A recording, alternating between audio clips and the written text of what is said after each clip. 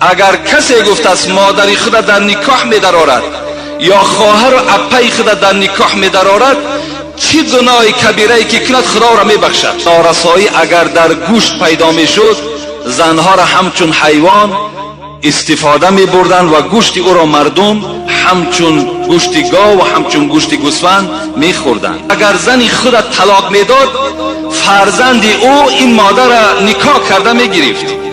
خدا همین یادآور می، یعنی در عوض قرض می توانست است که مرد زنی خود چکار کند؟ به همان مرد پولدار، از همان مردی که قرضدار است به او تسلیمش کند. در دین زردشت در کتاب اوستا اجازت است که انسان مادری خود در نکاح درآورد. اسلام چگونه ای که شوهر بالای زن حقوقها دارد، اینچنین زنها هم بالای مردها حقها دارند. آیا در دنیا تا زمان اسلام آمدن نسبت زنها چی معامله کرده می شد؟ من می خواهم کمی از تاریخ با شما صحبت کنم. در زمانهای یونان قدیم یعنی زنها چه حق داشتند؟ من چند اقتباس، اگر چنده که زنها در اون زمان هیچ قدر و قیمت نداشتند، برای آنه که فهم شما کامل شود، برای آنه که مادرهای ما و شما، خواهرهای ما و شما به قدر اسلام برسند، چند اقتباس از تاریخ، از زمانهای پیش از اسلام و پیش از محمد صلی الله علیه و سلم بهر شما مثال میارم. در دولت استرالیا تاریخ میگوید زمانهای پیش از اسلام چی بود؟ از همه بدبختیش همین بود که اگر کمی میگوید قحطی می آمد، اگر کمی نارسایی اگر در گوشت پیدا می شد، زنها را همچون حیوان استفاده می بردن و گوشت او را مردم همچون گوشت گاو و همچون گوشت گوسفند می خوردن. این در دولت استرالیا بود. این تاریخ میگوید، دنیا تاریخ است، در همون تاریخ بیان میکند. دیگر قاعده بیرحمی و بی انصافی که پیش از اسلام در همین استرالیا وجود داشت این بود که شوهر وقتی از کار می آمد، آن چیزی که از طعام در خانه وجود داشت پیش شوهر می آوردن. شوهر طعام ها را می خورد، باقی مانده ای که از او می ماند همون باقی مانده حق زن بود. یعنی زن با همراهی شوهر در یک دسترخوان نشستن جنایت بود. هیچگاه حقوق و قانون همان زمان اجازت نمیداد که زن همراه شوهر در یک دسترخوان طعام خورند، بلکه شوهر خورد تمام کرد باقی مانده او را بعد میتواند که زنها استفاده کنند. و دیگر قانون جنگلی و بدبختانه ای که پیش از اسلام در استرالیا بود این بود که زن با فرزند خود در یک خانه نشستن حق نداشت یا نمی توانست که فرزند خود نوازش کند. این ده هم دولت همان زمان به زنها حقوق دادگی نبود.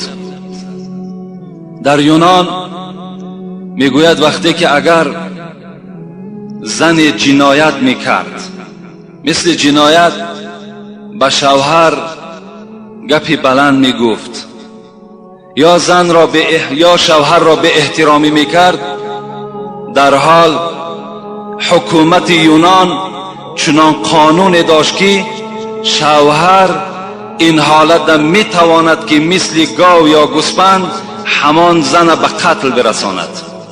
وقتی که اگر زن نافرمانی میکرد یا اینکه بی حرمتی میکرد، در حال مرد میتوانست شوهر او که او را به هلاکت برساند و حکومت یونان بالای این شوهر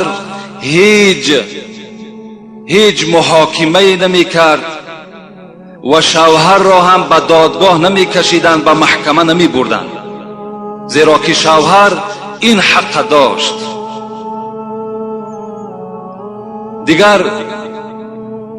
حقوق پایمال شده زنها در اون زمان چی بود؟ میگوید زنها حق خرید و فروش نداشتند. یعنی زن هیچگاه نمیتوانست که با پولی در دستش داشته به دکان رود یا به بازار رود یا برای خود چیزی خرید کند. این ده هم حکومت یونان به اونها حق نداده بود و حتی فروختم، یعنی چیزی که از مال دنیا می داشت وی را فروختن ده هم حق نداشت. وقتی که شوهر از دنیا می گذشت حال زن چگونه می شد؟ وقتی شوهر از دنیا می گذشت این زن باید و شاید دوست شوهری خدا باید می گرفت، نوابسته که وی پیر است، وی جوان است، وی مالدار است، وی خانه دارد ندارد، اینها هیچ اعتبار نبود. فقط قانون همین بود که شوهر که از دنیا گذشت زن باید که چیکار کند؟ دوست شوهرش را در نکاح خود باید که درآورد. این دیگر قاعده در دولت یونان بود. و دیگر قانونی که در یونان نسبت زنها حکم فرما بود، این که چگونه ای که ذکر کردم افلاطون و سقراط که یکی از دانشمندهای یونانی بودند حکم برآوردند که اگر مرد با سبب زندگی قرضدار شود می تواند که در عوض قرض زن خدا به همون آدم پولدار دهد. یعنی در عوض قرض می توانست است که مرد زن خدا چکار کند؟ به همون مرد پولدار از همون مردی که قرضدار است به او تسلیمش کند. این هم افلاطون و سقراط در زمان خود حکم بر این کردند. بدبخترین زنها میگوید تاریخ در یونان قدیم زنی بود که فرزند نمیزایید. اگر یعنی زنی که نازا باشد این زن یکی از بدبخترین های زنها در بین دیگر زنها به شمار میرفت. دیگر پایمال حقوق زنها این بود که وقتی که اگر زن پیر میشد، یعنی به سن 50 و به 60 میرسید، مرد حقوق داشت که از دست زن پیرانسال گیرد او را از خانه پیش کند. دیگر وی حقوق نداشت که به این خانه که 20 سال و 30 سال و 40 سال و 50 سال با این مرد زندگی داشت به این خانه باز رجوع کند. وی دیگر حقی در این خانه زندگی کردن نداشت. بغیر این عقیده مردم دانشمندهای یونان این بود که زن فقط برای فرزند است و خلاص.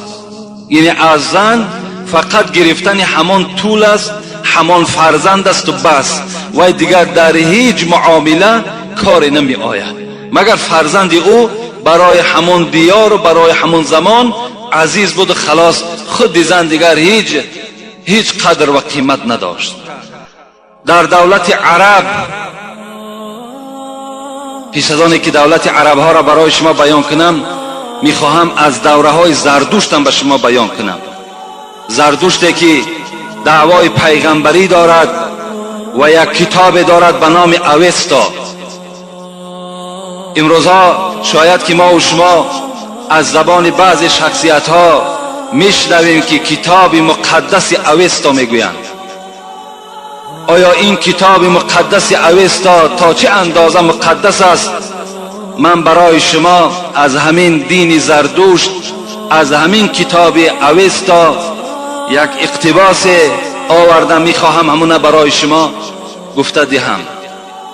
در دوره ساسانی زردشت که اینا میگه پروفسور کریستین بارتیلم گفتگی که در کتاب ملا مستضعف قراتگینی که یک کتاب الحال وی تبدیل داده است از ایران و اسلام و از مرتضای مطهری که خیلی سندهای مستحکمی دارد، برای ما و شما خبر میدهد که زن در دین زردشت به حیث شخصیت شناخته نمی شود. یعنی وی شخص نیست، وی انسان نیست، بلکه وی به حیث چیز شناخته می شود. یعنی مثل چیزی که در دست ما و شماست، دنیایی چیزایی که داریم که کسی را خواهیم میتیم و از کسی خواهیم میگیریم. انا زن در دین زردوشت میگوید انا همین حقوق داشت. یعنی حیث چیز بود، حیث شخصیت شناخته نمیشد. و دیگر بدبختی که در همین کتاب اوستا نسبت زن هاست همین است که اگر زنی که حیض باشد میگوید یا زنی که در نفاس باشد، یعنی بعد کودک تولد کردن، اگر همون شوهری همون مبادای یا سهوان یا مثال نافهمیده یا که قصدن اگر دست همون زنی حیضه یکی دارد یا دستش در بدن او رسد، در گردن مرد غسل جنابت فرض می شود. این در کتاب همون مقدس اوستایی که بعضی از برادران ما و شما وی مقدس شماریدند.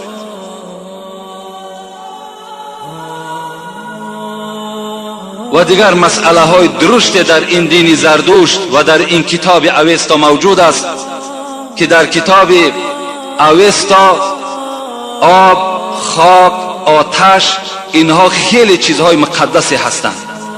حتی همین زردوشت گفته بود است که من در آسمان دوم وقتی برآمدم یک گروه دوزخیان دیدم. وقتی پرسیدم که اینها به سبب چی دوزخی شدند، گویا که خداوند به زردوشت گفته باشد که اینها به آب گرم آبازی کردن، غسل کردن، از این خاطر اینها دوزخی شدند. در دین زردوشت به آب گرم یا به آب غسل کردن، آبازی کردن سبب دوزخی شدن انسان میگردد.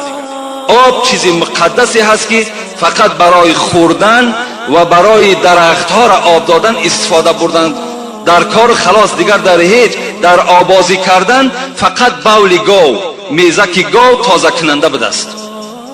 این از عقیده زردوشت، این از عقیده اوستا که امروز میخواهند که همین دینه که ما و شما به سبب این وقت ما کسی میگن دین ما پیشین زردوشت بود، باور کن باید عیب شرم است که ما همین دین باید که به زبان ما نرانیم.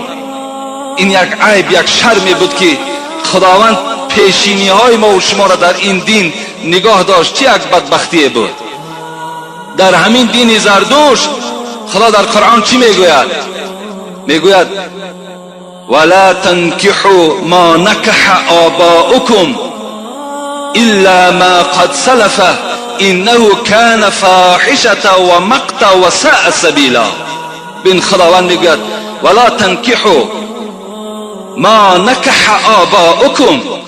خدا میگوید که ای بندگان خدا، شما نکاح نکنید آن زنهای را که در نکاح پدر شما بودند.